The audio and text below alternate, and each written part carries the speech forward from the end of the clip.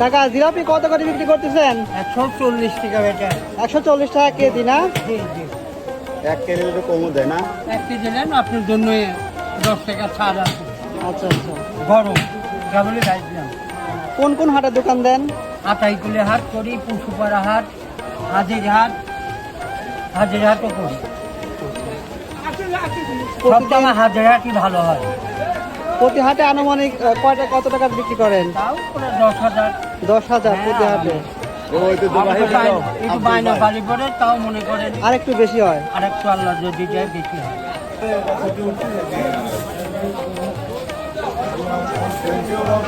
ভাই জিলাপি কত করে যাচ্ছে আজকে? 140 না?